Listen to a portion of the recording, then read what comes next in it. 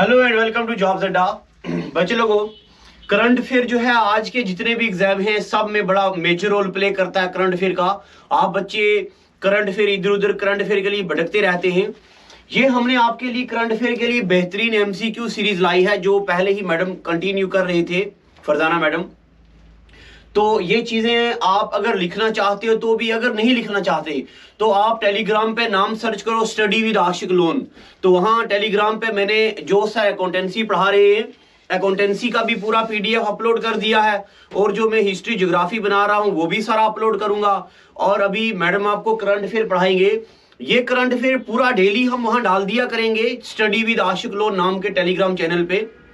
और उसके अलावा हम मंथली मैगजीन लाएंगे, उस मैगजीन में भी ये पूरा एक बार फिर से इंक्लूड करके आप बच्चों को देंगे। तो आपके लिए मैडम आपको करंट अफेयर पढ़ाएंगे।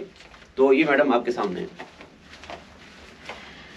Hello everyone, welcome to Jobs Adda. जैसे कि सर ने बोला कि अब ऑलरेडी हमारी करंट अफेयर की जो सीरीज चल रही थी फरजाना मैम के थ्रू, वो उसमें थोड़ा सी 2-3 दिन का गैप आ गया है। आई नो आप बच्चों की बहुत ज़्यादा डिमांड थी कि सर करंट अफेयर लाओ, करंट अफेयर लाओ, करंट अफेयर लाओ। तो अब आपकी वो डिमांड को पूरा करते हुए हम जो भी करंट अफेयर सीरीज ला रहे हैं, वी प्रॉमिस टू यू कि अब ये जो सीरीज है ये कंटिन्यूस ही रहेगी। ठीक है, तो चलो आज करंट अफेयर स्टार्ट करते हैं। ठीक है, तो स्टार्ट करने से पहले फर्स्ट हमारा आज का जो करंट अफेयर का फर्स्ट क्वेश्चन है, that is who has launched India's first remote monitoring system of gas turbines. ठीक है, एक चीज है इंडिया का first remote monitoring system of gas turbines. ठीक है, फर्स्ट ऑफ ऑल ये चीज आप देखो कि गैस टर्बाइन्स क्या होती हैं। ठीक है, गैस टर्बाइन्स क्या होती हैं? गैस टर्बाइन्स वो एक इंस्ट्रूमेंट है या ये वो वैसा मैकेनिकल चीज है जो भी आपकी बड़ी बड़ी ऑयल रिफाइनरीज हैं, पेट्रोलियम रिफाइनरीज हैं, ये वहां यूज की जाती है। किसके लिए? एनर्जी लेने के लिए, पावर लेने के लिए। ठीक है, तो इसीलिए अब ये क्वेश्चन है यहाँ पर कि इंडिया का कौन सी पहली फर्स्ट रिमोट मॉनिटरिंग सिस्टम है जो गैस टरबाइन का, वो कहाँ लॉन्च हुआ है और किसने लॉन्च किया है। ठीक है, तो ऑप्शंस है आपके पास BPCL। ठीक है, BPCL इसका नाम है भारत पेट्रोलियम कॉर्पोरेशन लिमिटेड। ठीक है, first option is Bharat petroleum corporation limited. I think ये कलर विजिबल नहीं होगा, I will change the colour. ठीक है, और second option is Indian oil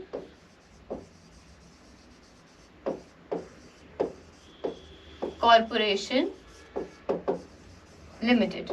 ठीक है, जैसे कि आप यहाँ पे पिक्चर में देख रहे हो, Indian oil corporation limited. Third option is ONGC।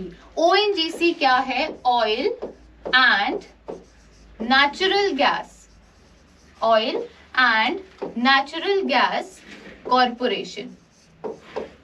ठीक है, एंड लास्ट वन, ये एक इन्होंने ऐसे ही ऑप्शन दे दिया, that is end of life. ठीक है, एंड ऑफ लाइफ ये एक इंश्योरेंस कंपनी का नाम है। ठीक है, तो क्या हो सकता है? उन्होंने बोला है कि first launch India first remote monitoring system जो गैस टरबाइन का है वो कहाँ लॉन्च हुआ है, किसने लॉन्च किया है? तो इसका राइट आंसर है, जैसे कि आप पिक्चर में देख सकते हैं, IOCL, Indian oil corporation limited. जो इंडियन ऑयल कॉर्पोरेशन लिमिटेड है, इसने ही इंडिया का पहला remote monitoring gas turbine system का सिस्टम स्टार्ट किया है। अब ये एक्चुअली में है क्या, इसका काम क्या है? ये रिमोट मॉनिटरिंग सिस्टम का काम ये रहेगा कि जितनी भी ऑल ओवर इंडिया में जितनी भी ऑयल रिफाइनरीज चल रही हैं इंडियन ऑयल कॉर्पोरेशन की, या कितनी भी पेट्रोलियम रिफाइनरीज चल रही हैं, उन सब पे एट अ टाइम नजर रखने के लिए कि कितनी टर्बाइंस चल रही हैं, कैसी चल रही हैं, वो काम कैसा कर रही हैं, वो सबका एक ही जगह पर उनको मॉनिटर करने का जो सिस्टम है उन्होंने वो लॉन्च किया है। ठीक है, अब बात आएगी कि ये जो इंडियन ऑयल कॉर्पोरेशन लिमिटेड है जिसने first remote monitoring system launch किया है, ये लॉन्च किया कहाँ पर? तो इन्होंने ये लॉन्च किया कहाँ? हैदराबाद में। ठीक है, कहाँ लॉन्च किया? हैदराबाद में। हैदराबाद में IOCL ने इसका रिमोट मॉनिटरिंग सिस्टम जो है वो लॉन्च किया। अब कुछ डिटेल IOCL के बारे में। तो जो इंडियन ऑयल कॉर्पोरेशन लिमिटेड है, इसका जो हेडक्वार्टर्स है, ठीक है, जो हेडक्वार्टर है वो कहाँ पर है? न्यू दिल्ली में है। कहाँ पर है? न्यू दिल्ली में, ठीक है। तो यहाँ से आपका फर्स्ट क्वेश्चन रेडी हो गया है। क्या क्वेश्चन है? Who has launched India's first remote monitoring system of gas turbines? ठीक है, and the right answer is IOCL, Indian Oil Corporation Limited. ठीक है, अब चलते हैं नेक्स्ट क्वेश्चन पे।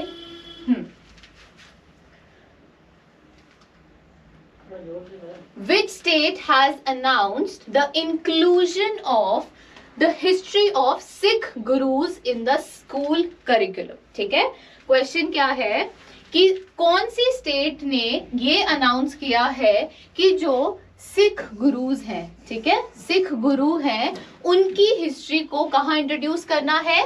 स्कूल करिकुलम, स्कूल के सिलेबस में इंक्लूड करने के लिए कौन सी स्टेट ने ये अनाउंस किया है? ठीक है, तो ऑप्शंस हैं आपके पास कौन सा? A Punjab, B Delhi, C UP and D Goa.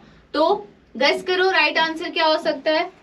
I know आप सब बहुत ज्यादा बच्चे यही बोलोगे कि मैम पंजाब, है ना? नहीं, इसका राइट आंसर है यूपी, उत्तर प्रदेश। उत्तर प्रदेश गवर्नमेंट ने, उत्तर प्रदेश के जो सीएम है हमारे, सीएम योगी आदित्यनाथ, जो सीएम है योगी आदित्यनाथ यूपी के, उत्तर प्रदेश ने, उन्होंने रिसेंटली ये अनाउंस किया है कि जो भी सिख गुरुज हैं या जो भी सिख गुरुज की हिस्ट्री रह चुकी है उसको स्कूल की हिस्ट्री सिलेबस में इंक्लूड किया जाए। क्यों किया जाए? इसीलिए किया जाए सो दैट कि जो बच्चे हैं वो उनकी सैक्रिफाइसेस से, उनके कंट्रीब्यूशन से इंस्पिरेशन ले सकें और अपने नेशन बिल्डिंग में अपना योगदान दे सकें। ठीक है, तो क्या आंसर है? क्या क्वेश्चन था? क्वेश्चन था कौन सी स्टेट ने ये अनाउंस किया कि सिख गुरुज की जो हिस्ट्री है वो स्कूल करिकुलम में होनी चाहिए। कौन सी स्टेट ने अनाउंस किया? यूपी। ठीक है, कौन सी? यूपी, उत्तर प्रदेश। और उत्तर प्रदेश के सीएम कौन है? योगी आदित्यनाथ। ठीक है, एक तो ये हो गया कि योगी आदित्यनाथ। दूसरा, सीएम उत्तर प्रदेश की जो कैपिटल है वो क्या है? लखनऊ। ये तो आप सबको पता ही होगा, लखनऊ। ठीक है, और बात है यूपी की ये है कि यूपी इंडिया की मोस्ट पॉपुलस, मैं पॉल्यूटेड नहीं बोल रही हूं, मैं पॉपुलस बोल रही हूँ। तो पॉपुलस का मतलब वो स्टेट जहां पर पॉपुलेशन जो है वो ज्यादा है। तो UP is one of the most populous state of India. ठीक है, तो ये भी इसके साथ हमारा सेकंड क्वेश्चन यहाँ पर कंप्लीट होता है। Moving on to the next one.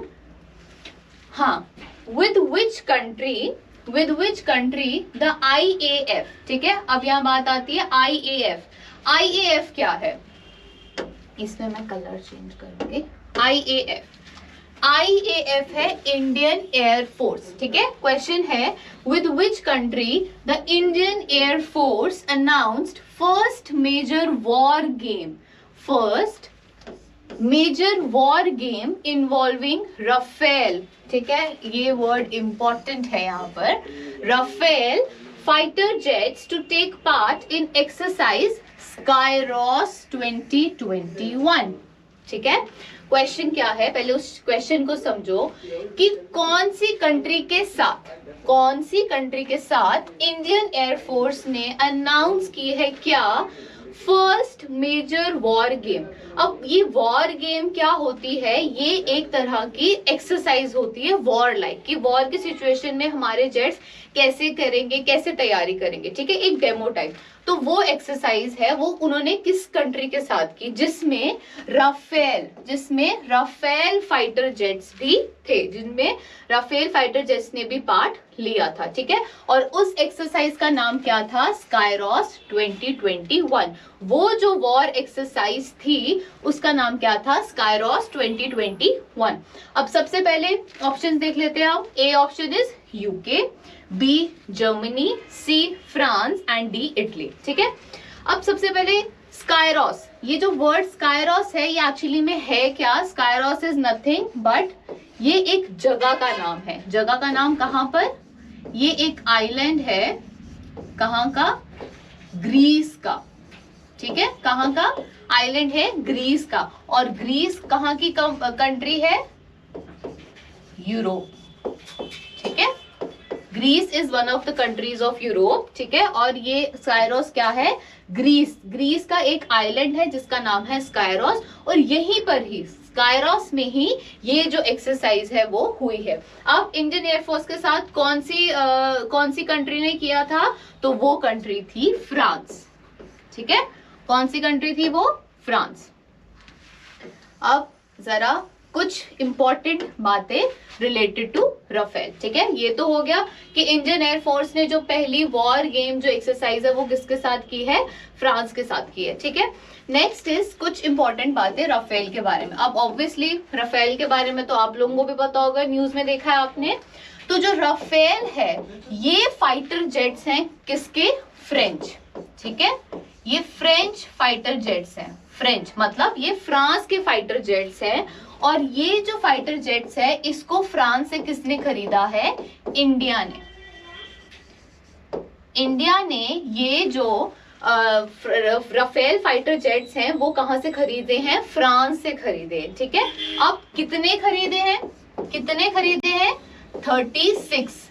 36 Rafale fighter jets जो हैं वो इंडिया ने कहां से खरीदे हैं? फ्रांस से खरीदे हैं। ये राफेल एक्चुअली में है क्या? ये है फ्रेंच फाइटर जेट्स। ठीक है, अब 36 के क्या 36 इंडिया के पास आ गए हैं? नो। सबसे पहली बात कि ये जो 36 राफेल फाइटर जेट्स हैं ये कब खरीदे हैं? ठीक है, ये भी आपको पता होना चाहिए। In the year 2016।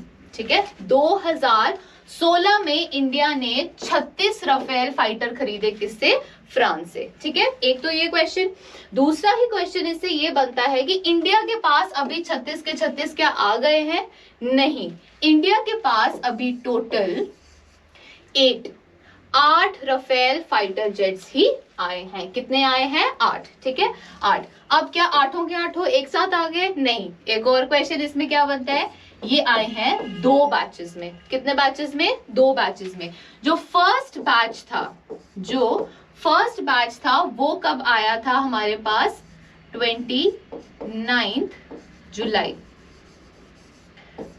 2020। ठीक है, 29 जुलाई 2020 को वो आए थे इंडिया में, और वो फर्स्ट बैच में कितने आए थे? 5 राफेल जेट्स जो थे फर्स्ट बैच में इंडिया में आए थे। कब आए थे? 29 जुलाई 2020। ठीक है, जो सेकेंड बैच था उसमें कितने जेट्स आए थे? उसमें आए थे 3 जेट्स। ठीक है, कितने जेट्स आए थे? 3। और ये कब आए थे? 5 नवंबर 2020। ठीक है, कब आए थे? 5 नवंबर 2020। तो अब इससे कितने क्वेश्चन बन गए? एक तो राफेल फाइटर जेट इंडिया ने कहां से खरीदे? फ्रांस से खरीदे। ठीक है, राफेल है क्या? ये एक फ्रेंच फाइटर जेट्स है। इंडिया ने कितने खरीदे? 36 खरीदे। 36 खरीदे। 36 कब खरीदे? 2016 में खरीदे। ठीक है, अब 2016 में खरीदे, 36 खरीदे, क्या 36 के 36 आ गए? नहीं। अभी इंडिया के पास टोटल कितने हैं? 8। ठीक है, 8 है। 8 कैसे आए? 2 बैचेस में आए। ठीक है, पहला आया 5 का बैच वो जो कब आया? 29 जुलाई 2020 में, और सेकंड बैच में आए 3 जेट्स जो कब आए? 5 नवंबर 2020 में। ठीक है, तो जो ये स्काईरॉस 2021 एक्सरसाइज है वो इंडियन एयरफोर्स ने राफेल फाइटर्स के साथ कौन सी कंट्री के साथ एक्सरसाइज की? फ्रांस के साथ। किसके साथ की? फ्रांस के साथ की। ठीक है, हो गया ये क्वेश्चन भी। 3 क्वेश्चंस हो गए। चलो नेक्स्ट पे चलते हैं। Next question is who has successfully conducted the maiden trial of the first indigenous air droppable container सहायक NG। ठीक है, अब इसमें 3-4 वर्ड समझने वाले हैं। एक आ गया मेडन, ठीक है, दूसरा आ गया इंडिजिनस, ठीक है। 2 वर्ड्स क्या है? Who has successfully conducted the maiden trial of first indigenous air droppable containers। सबसे पहली बात, मेडन होता है फर्स्ट टाइम, ठीक है, फर्स्ट टाइम, जो पहली ही ट्रायल में क्या सक्सेसफुली कंडक्ट किया? जो first indigenous air droppable, indigenous मतलब होता है जो टोटल की टोटल एक ही जगह पर बनी हो, ठीक है। मतलब अब इंडिजिनसली इंडिया में है तो ये जो भी चीज कंटेनर बना है वो पूरा का पूरा इंडिया में ही बना है इंडिजिनसली। उसका हर एक पार्ट जो है, हर एक जो भी उसमें चीज यूज हुई है वो कौन सी यूज हुई है? इंडियन यूज हुई है, ठीक है, इसलिए इसको नाम क्या दिया हमने? इंडिजिनस। तो हु हैज सक्सेसफुली, किसने सक्सेसफुल मेडन ट्रायल किया? जो इंडिजिनस चीज बनाई उसका पहली बार में ही ट्रायल किया एयर ड्रॉपेबल कंटेनर, जिसका नाम क्या था? सहायक NG। क्या नाम था? सहायक NG। तो जो ये सहायक NG है, जो एयर ड्रॉपेबल कंटेनर है, जो इंडिजिनस है, जो इंडिया में ही बना है, इसका फर्स्ट ट्रायल, मेडन ट्रायल है, वो किसने किया? ठीक है, उसका जो ट्रायल है वो किसने किया? तो ऑप्शंस देखते हैं। फर्स्ट इज DRDO, ठीक है। DRDO क्या है हमारा? Defence research and development organisation, ठीक है। क्या है? Defence research and development organisation. जो ये DRDO कंपनी है, ये इंडिया के जितने भी डिफेंस वेपन्स हैं, इक्विपमेंट्स हैं, वो सब कौन बनाता है? हमारी DRDO, defence research and development organisation, ठीक है। Second option is Indian navy and third option is ISRO. ISRO क्या हुआ? इंडियन स्पेस रिसर्च ऑर्गेनाइजेशन, ठीक है। आपको तो पता ही है इसरो क्या है? जो सैटेलाइट्स बनाती है और भेजती है कहां पर? स्पेस में। तो ऑप्शंस क्या है? या DRDO, इंडियन नेवी, इसरो, या बोथ A and B, मतलब या DRDO और नेवी इकट्ठे, ठीक है। तो किसने इंडिया का पहला, जो first indigenous air droppable container system बनाया, जिसका नाम है सहायक NG, और वो फर्स्ट ट्रायल में ही वो सक्सेसफुल हुआ, ठीक है। तो किसने बनाया? इसका आंसर है बोथ, DRDO भी और इंडियन नेवी भी। DRDO और इंडियन नेवी ने मिलकर ये चीज बनाई। अब आते हैं हम इस चीज पर कि ये एक्चुअली में ये चीज है क्या? एयर ड्रॉपेबल कंटेनर सहायक NG। अब होता क्या है कि जब जो शिप्स होती है, इंडियन नेवी के जो शिप्स हैं, जब वो पानी में होती हैं तो उनको समटाइम्स कोई चीज की जरूरत पड़ जाए। तो जब उन्हें किसी चीज की जरूरत पड़ती है तो वो क्या करते हैं कि उनको कोस्ट के पास आना पड़ता है, ठीक है। कोस्ट मतलब समुद्र के किनारे तक आना पड़ता है, सो दैट कि वहां से वो भी कोई भी चीज जो है वो उनको ट्रांसपोर्ट कर दी जाए, जो भी उनकी जरूरत की चीजें होती हैं, ठीक है। अब होता क्या है कि बार बार शिप को इतनी दूर से कोस्ट तक आना पड़ेगा वो चीजें लेने के लिए। तो DRDO ने इंडियन नेवी के साथ मिलकर क्या किया? एक ऐसा कंटेनर बनाया जो हवा से ड्रॉप किया जा सकता है। मतलब जो इंडियन एयरफोर्स, इंडियन नेवी के अपने जो जेट्स हैं, जो एरोप्लेन्स हैं, जो हेलीकॉप्टर्स हैं, ये एक ऐसा कंटेनर बनाया है जो ऊपर से उसको एयर ड्रॉप किया जा सकता है। एयर ड्रॉप मतलब उसको हवा में नीचे फेंका जा सकता है कि, और ठीक है, फेंका जा सकता है और वो जरूरत का सामान उन शिप्स तक पहुंचा सकता है, ठीक है। तो वो जो एयर ड्रॉपेबल कंटेनर है, इसका नाम उन्होंने क्या दिया? सहायक NG। सहायक NG क्या है? एक ऐसा कंटेनर है जो क्या करता है? जरूरत का सामान इंडियन नेवी की जो शिप्स है उस पे एयर ड्रॉप करता है, ठीक है। एयर ड्रॉप करता है, एक चीज होगी। अब बात ये आती है, एयर ड्रॉप करेगा तो जरूरी थोड़े कि वो शिप पे ही पड़े, ऊपर से नीचे तक गिर रहा है, हवा है, सब कुछ है, प्रेशर है, पानी है, तो उससे वो आगे पीछे भी गिर सकता है। तो उन्होंने इस कंटेनर में साथ ही में एक GPS सिस्टम भी लगाया, ठीक है। अब जीपीएस सिस्टम क्या है, सो दैट वो जहां भी हो उसकी लोकेशन उनको पता चल सके कि वो जो कंटेनर है वो कहाँ गिरा है और किस जगह पर गिरा है, कि वो उसको इसकी इंफॉर्मेशन मिल जाएगी, ठीक है। एक तो हो गया ये सहायक एनजी। अब बात ये आती है कि ये जो सहायक एनजी कंटेनर बनाया है, एक तो हमने बोला कि इसमें जीपीएस है, ठीक है। सेकेंड थिंग इज कि ये वेट कितना कैरी कर सकती है, तो उन्होंने बोला कि ये अप टू 50 kgs का जो वेट है वो कैरी कर सकती है। मतलब हम अप टू 50 kgs का इस पे वेट देकर सामान डालकर हम इसको एयर ड्रॉप कर सकते हैं जहां पर भी किसी भी शिप पर इसकी जरूरत है, ठीक है। आगे समझ, तो इसका आंसर क्या था, both A and B. Moving on to next question. The next question is the Thoubal multipurpose project, ठीक है।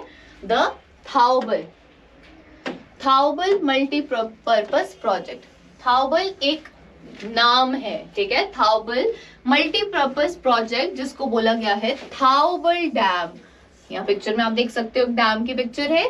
Thoubal dam has been inaugurated in which city, ठीक है। जो थाउबल डैम है वो कौन सी सिटी में इनॉग्रेट हुआ है, ठीक है। जो थाउबल डैम है वो कौन सी सिटी में इनॉग्रेट हुआ है। तो सबसे पहली बात, थाउबल, तो इसको बोला गया है थाउबल मल्टीपर्पज प्रोजेक्ट। अब मल्टीपर्पज इसको इसीलिए बोला गया है क्योंकि यूजुअली डैम का काम क्या होता है कि इलेक्ट्रिसिटी प्रोवाइड करना, ठीक है। बट ये इलेक्ट्रिसिटी प्रोवाइड तो करेगा, साथ ही साथ में ये इरिगेशन के भी वहां पर काम आएगा, इसीलिए इसको बोला गया है मल्टीपर्पज प्रोजेक्ट, ठीक है। तो नाम क्या दिया है, थाउबल मल्टीपर्पज प्रोजेक्ट, और इसको डैम का नाम क्या है, थाउबल डैम। और जो ये डैम है ये कौन सी सिटी में इनॉग्रेट हुआ है, ठीक है। तो ऑप्शंस है इम्फॉल, कोलकाता, बैंगलोर और चेन्नई। तो इसका राइट आंसर है इम्फॉल। क्या आंसर है, इम्फॉल, ठीक है। अब सिटी बोला है तो सिटी इम्फॉल। अब इम्फॉल है क्या, Imphal is capital of what, Manipur, ठीक है। मणिपुर की कैपिटल का नाम है इम्फॉल। तो जो ये थाउबल मल्टीपर्पज प्रोजेक्ट है, जो थाउबल डैम है, वो कहाँ, कौन सी सिटी में इनॉग्रेट हुआ है, इम्फॉल, मणिपुर में, ठीक है। रिसेंटली इसको वर्चुअली इनॉग्रेट किया है किसने, होम मिनिस्टर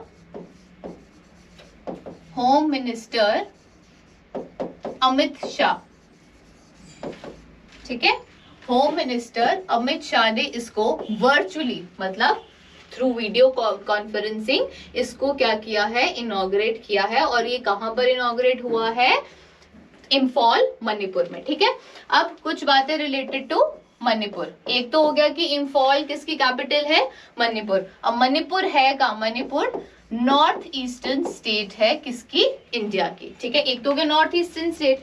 दूसरा जो मणिपुर है, it is one of the क्या, 7 सिस्टर्स बोलते हैं ना, 7 स्टेट्स, जो 7 सिस्टर्स बोली गई है नॉर्थ ईस्टर्न की, तो it is one of the 7 sisters of north eastern India, ठीक है। हो गया, इसमें से ये क्वेश्चन हो गए। अब वो 7 सिस्टर कौन कौन सी है, हम नाम लिख लेते हैं। असम, अरुणाचल प्रदेश, एक हो गया मणिपुर, मेघालय, मिजोरम, नागालैंड,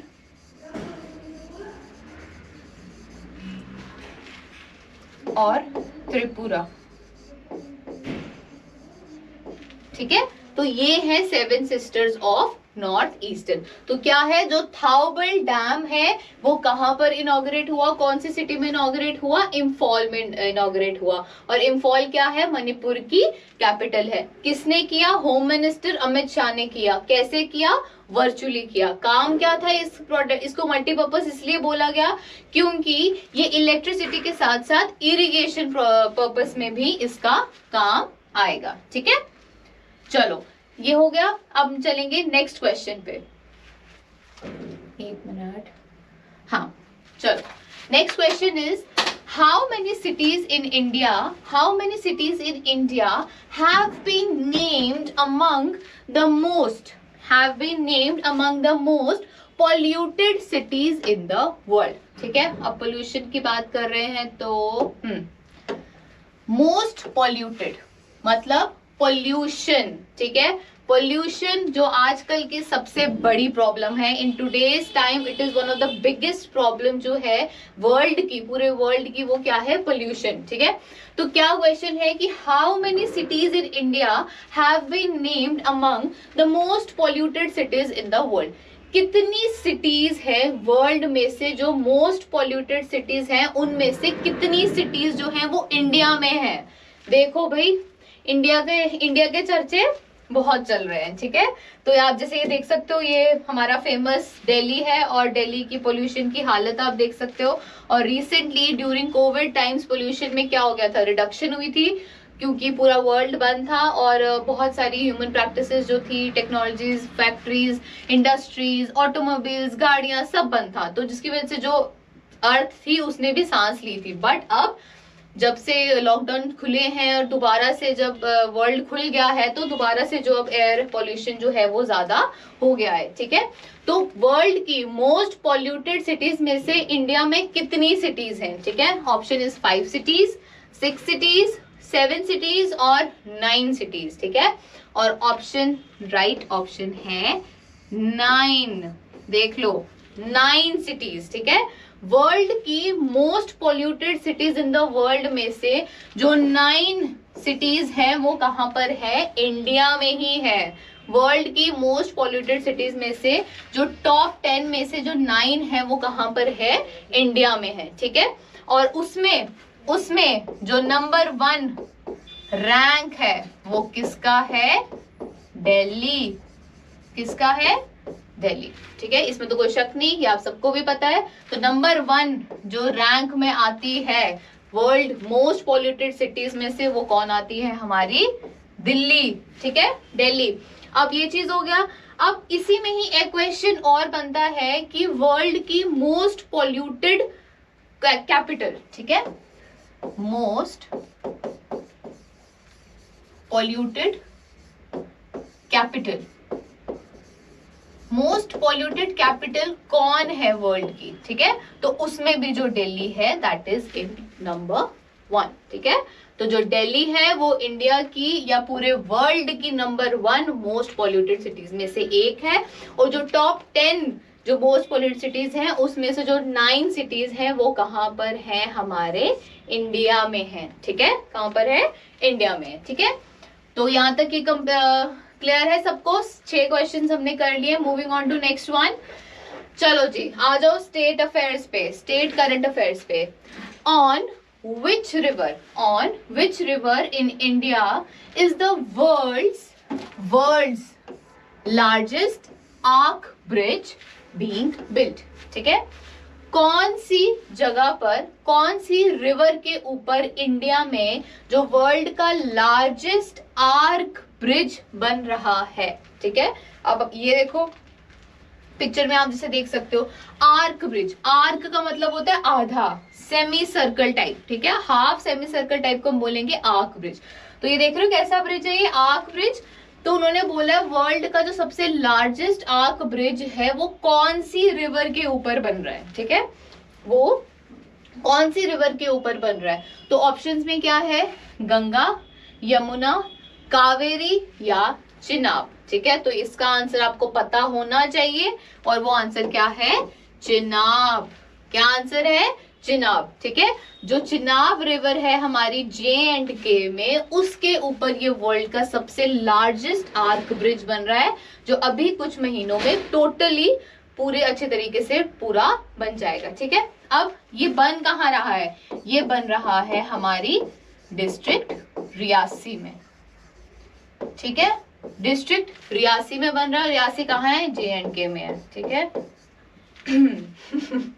तो ये कहाँ बन रहा है, डिस्ट्रिक्ट रियासी में. और ये क्या है, वर्ल्ड्स लार्जेस्ट आर्क ब्रिज, मतलब पूरी वर्ल्ड का ये सबसे बड़ा आर्क ब्रिज होगा.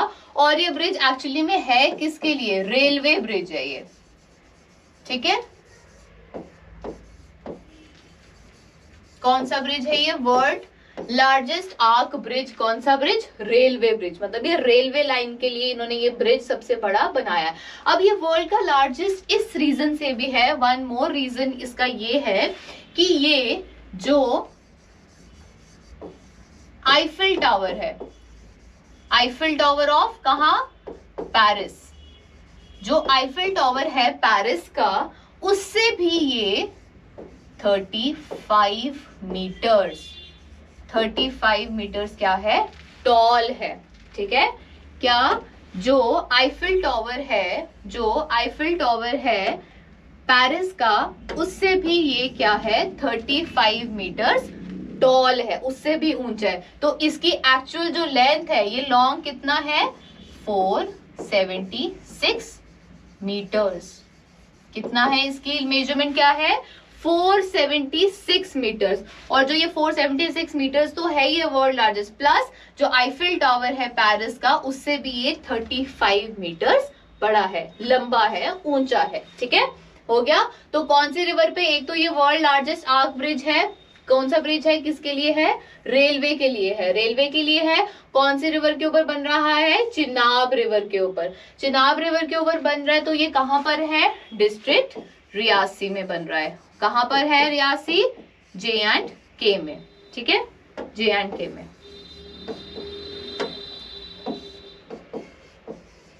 आप सब ये नोट डाउन भी कर सकते हो। ठीक है, J&K में। हो गया, ये क्वेश्चन भी यहां पर हो गया। 7 क्वेश्चंस। अब चलते हैं नेक्स्ट क्वेश्चन पे। तो 8th क्वेश्चन है आज का, which of the state government, इनमें से कौन सी स्टेट गवर्नमेंट ने has announced to plant sea buckthorn, to announce sea buckthorn, sea buckthorn plants. ये एक प्लांट वैरायटी का नाम है, sea buckthorn plants in cold desert area, cold desert area. तो कोल्ड डेजर्ट एरिया क्या हुआ? वो एरिया, वो जगह जहां पर बर्फ पड़ती है, जहां पर बहुत ठंड होती है। ठीक है, तो कौन सी स्टेट गवर्नमेंट ने ये अनाउंस किया है कि जो ये सीबकथॉर्न प्लांट है, इसको लगाया जाए कोल्ड डेजर्ट एरिया में। अब ये सीबकथॉर्न प्लांट है, ये आप पिक्चर में देख सकते हो। देखो ये प्लांट है, इसके ऊपर ये फ्रूट भी लगा है, इसका बेरी लाइक फ्रूट भी है। ठीक है, अब कौन सी स्टेट है? आंसर है Rajasthan government, Himachal Pradesh government, Kashmir government या केरला गवर्नमेंट। ठीक है, एक तो यहाँ से क्वेश्चन से ही आधा आंसर यहाँ निकल जाता है कि कोल्ड डेजर्ट। तो कौन सी जगह है जिनमें से जहां सबसे ज्यादा ठंड पड़ती है? राजस्थान? नो। केरला? नो। ठीक है, तो कौन सी हुई? हिमाचल प्रदेश में या कश्मीर में। तो इन दोनों में से आंसर होगा। तो आंसर, करेक्ट आंसर इज कौन सा होगा? कश्मीर? हाँ, कश्मीर नहीं, हिमाचल प्रदेश, हिमाचल प्रदेश। हिमाचल प्रदेश गवर्नमेंट ने रिसेंटली अनाउंस किया है कि सीबकथॉर्न प्लांट्स को लगाया जाए कहां पर? कोल्ड पहाड़ों पर, जहां पर बर्फ पड़ती है, या उस एरियाज पर ये प्लांट लगाया जाए। अब आप जैसे इस प्लांट को देख रहे हो, एक्चुअली में ये प्लांट जो है इसके बहुत यूजेस भी हैं। ठीक है, क्या यूजेस हैं? एक तो जो ये प्लांट है, इस प्लांट के बारे में अब हम लिख रहे हैं। ठीक है, सीबकथॉर्न के बारे में लिख रहे हैं। ये प्लांट जो है वो बहुत बुशी है। बुशी, बुशी का मतलब वो प्लांट होता है जिसमें बहुत कम लीव्स होते हैं और स्टेम्स और हार्ड पार्ट जो है वो ज्यादा होते हैं। ठीक है, अब आप जैसे इसमें देख सकते हो, इसमें जो ये हार्ड पार्ट्स ज्यादा है, लीव्स बहुत कम है। ठीक है, बहुत कम लीव्स है और इसमें ये हार्ड पार्ट्स ज्यादा होते हैं, और जो इसकी रूट्स होती हैं वो बहुत स्ट्रॉन्ग होती हैं, इसलिए इनको बोला गया है क्या? बुशी। ठीक है, बुशी प्लांट होता है। दूसरा, जैसे आप ये देख सकते हो, ये क्या करते हैं? Yellow orange berries. ठीक है, येलो ऑरेंज बेरीज भी इन पे ऊपर लगती है। जैसे आप ये देख रहे हो ना, ये जो बेरीज टाइप स्ट्रक्चर, जो ये फ्रूट लगा है इसका, ये क्या है? येलो ऑरेंज कलर का ये बेरीज प्रोड्यूस करती हैं। तीसरा, जो ये बेरीज हैं, ये बहुत यूज में आते हैं। किसका? लोग इसको एज फूड भी खाते हैं, ये मेडिसिन में भी यूज होता है। ठीक है, और दूसरा ये क्या यूज होता है? स्किन प्रॉब्लम्स के लिए भी इट इज यूज्ड। ठीक है, क्या? क्या यूज होता है? जो ये येलो ऑरेंज बेरीज हैं सी बकथॉर्न प्लांट्स की, ये कहाँ यूज होती है? एज फूड यूज होती है, मेडिसिन यूज होती है, और स्किन प्रॉब्लम्स को भी ये सॉल्व करने में हेल्प करती है। एक चीज ये हो गई। जो मेन रीजन था, जो गवर्नमेंट ने, हिमाचल प्रदेश गवर्नमेंट ने इसको अनाउंस किया पहाड़ों में लगाने का, दैट इज, जो मेन रीजन था वो मेन रीजन ये था कि ये सॉइल इरोजन जो है ये क्या करती है? प्रिवेंट करती है, प्रिवेंट सॉइल इरोजन। ठीक है, अब सॉइल इरोजन क्या होती है? जब आप जमीन में ज्यादा पेड़ ना हो, पौधे ना हो, तो खाली जमीन पड़ी है, तो जब बारिश आई, तूफान आया, फ्लड आया या कुछ भी आया, उससे क्या होगा? जो सॉइल है, जो ऊपर जो फर्स्ट लेयर ऑफ सॉइल होती है, जो फर्टाइल सॉइल लेयर होती है, उसको बोलते हैं ह्यूमस, वो क्या होती है? बह जाती है। ठीक है, वो बह जाती है, वो सॉइल इरोड हो जाती है, तो जो फर्टिलिटी है सॉइल की वो कम हो जाती है, तो सॉइल इरोजन हो जाती है। तो इसीलिए अब मैंने बोला ये बुशी है, तो बुशी के साथ इसके रूट सिस्टम भी जो है वो ज्यादा हार्ड है, तो इसको इसीलिए यहाँ पर उन्होंने बोला कि सो दैट कि सॉइल इरोजन से प्रिवेंशन हम कर सके, इसीलिए उन्होंने बोला कि इस प्लांट को कोल्ड डेजर्ट एरियाज में लगाओ। ठीक है, अब बात ये आती है कि कोल्ड डेजर्ट, हम बात कर रहे हैं बर्फ वाली जगह की, तो ये फिर प्लांट वहां पर कैसे रहेगा? इस प्लांट की ये खासियत है कि ये -45 डिग्री सेल्सियस तक सरवाइव कर सकता है। ठीक है, क्या है? -45 डिग्री सेल्सियस तक भी ये सरवाइव कर सकता है, मतलब इसको ज्यादा देखभाल की जरूरत नहीं है, ये हार्श और एक्सट्रीम वेदर कंडीशंस में भी सरवाइव कर सकता है, प्लस इसके फायदे भी हैं। तो इसीलिए हिमाचल प्रदेश गवर्नमेंट ने ये अनाउंस किया कि सी बकथॉर्न जो प्लांट्स हैं उसको कोल्ड डेजर्ट एरियाज में लगाया जाए। ठीक है, चलो नेक्स्ट क्वेश्चन पे चले। Second last question, ninth question क्या है? पार्लियामेंट्री कमेटी, अभी रिसेंटली एक पार्लियामेंट्री कमेटी ने has recently recommended to the government to reduce the age of teenager from 18 years to, एक रिसेंटली पार्लियामेंट्री कमेटी ने एक रिकमेंडेशन दी थी गवर्नमेंट को। ठीक है, मतलब अभी ये फैसला हुआ नहीं है, बट उन्होंने रिकमेंड किया था कि जो टीनेजर की एज है, टीनेजर की जो एज है उसको 18 साल से रिड्यूस कर दिया जाए। मतलब हम पहले क्या बोलते थे? 16 to 18 ईयर्स तक हम बोलते थे टीनेजर, और 18 के बाद अडल्ट। ठीक है, बट अब उन्होंने बोला कि इस चीज को, जो ये 18 ईयर्स को हम टीनेजर तक रखते हैं, इसको कम कर दो, इस एज को कम कर दो। तो उन्होंने बोला कौन सी ईयर्स तक कर दो? अब ऑप्शंस में क्या है? First option is 14 years, 15 years, 16 years और 17 ईयर्स। ठीक है, क्या ऑप्शन है? उन्होंने, एक पार्लियामेंट्री कमेटी ने रिसेंटली ये रिकमेंड किया गवर्नमेंट को कि जो टीनेजर्स की एज है उसको 18 साल से भाई कम घोषित कर दिया जाए। कितना घोषित कर दिया जाए? तो राइट आंसर इज 16 ईयर्स। ठीक है, क्या है? 16 ईयर्स। तो ये जो पार्लियामेंट्री कमेटी थी ये कांग्रेस की कमेटी थी। ठीक है, और उस कमेटी ने ये रिकमेंड किया कि जो टीनेजर्स है उसकी एज 16 ईयर्स कर दी जाए, सो दैट, इसका रीजन उन्होंने ये दिया कि सो दैट जो बच्चा है वो इंडिपेंडेंट हो और खुद एंटरप्रेन्योरशिप में काम कर सके। ठीक है, एंटरप्रेन्योर क्या होते हैं? जो अपना बिजनेस खुद करते हैं, जो अपना काम खुद करते हैं। ठीक है, अपना जो लाइवलीहुड है, अपने आप को सरवाइव करने के लिए वो अपने बिजनेस स्टार्टअप्स खुद करते हैं। ठीक है, तो उनको बोलते हैं एंटरप्रेन्योर्स। तो उन्होंने बोला कि 16 ईयर्स तक इसलिए रख दो कि सो दैट कि बच्चा अपने आप को रिस्पॉन्सिबल समझे, उसके ऊपर रिस्पॉन्सिबिलिटी आए कि भाई अब मैं 16 साल का हो गया हूँ, तो अब इसके बाद मैं अडल्ट हो जाऊंगा, तो मुझे अपना काम खुद करना है, अपना जो फ्यूचर है वो मुझे खुद सेट करना है। ठीक है, तो अभी जो ये एज है ये अभी इन्होंने, गवर्नमेंट ने एक्सेप्ट नहीं की है, it is just a recommendation. ठीक है, हम ये बोल सकते हैं कि जिस भी कमेटी ने ये रिकमेंड किया है उन्होंने with respect to the western culture इसको देखकर ये चीज को रिकमेंड किया है कि जैसे बाहर की कंट्रीज में जो बच्चे हैं वो जल्दी इंडिपेंडेंट हो जाते हैं, अपना खर्चा खुद निकालते हैं, अपना काम खुद करते हैं, वैसे ही इंडिया में भी 18 to 16 ईयर्स में टीनेजर की जो एज है वो रिड्यूस कर दी जाए। ठीक है, this was the second last question. Now last question जो आज का हमारा करंट अफेयर का है, that is which company became the first in the world.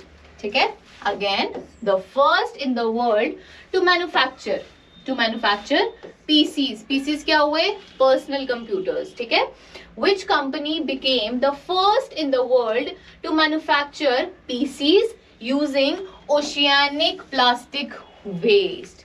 जैसे मैंने आपको अभी पिछले क्वेश्चंस में बताया कि जो पोल्यूशन है वो एक वन ऑफ द मेजर जो टेंशंस हैं, जो प्रॉब्लम्स हैं आज के वर्ल्ड की है, वैसे ही जो ओशियन पोल्यूशन है वो भी एक one of the main reasons है आजकल की टेंशन का. ठीक है, अब वो क्या है, जो भी अब हम कोस्टल एरियाज में जो भी लोग रहते हैं या जो लोग समुद्र किनारे जो सिटीज हैं, वो क्या करती है, अपना सारा का सारा वेस्ट क्या करती हैं, सीज में, मतलब समुद्रों में फेंक देती है. ठीक है, तो अल्टीमेटली जो सी है वो एक बड़े ओशन में जाके मिलता है.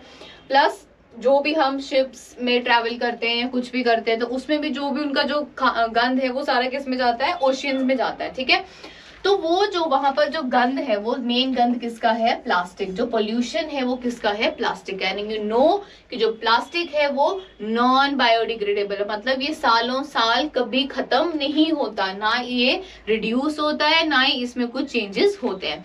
तो जो ओशियन में प्लास्टिक आता है उसकी वजह से जो ओशियन एक्वेटिक इकोसिस्टम है उसमें बहुत फर्क पड़ता है. क्या, जो फिशेस हैं, जो उनके नीचे जो जीव जंतु रह रहे हैं, उनको प्रॉब्लम हो रही है और वहां पर भी पोल्यूशन हो रहा है.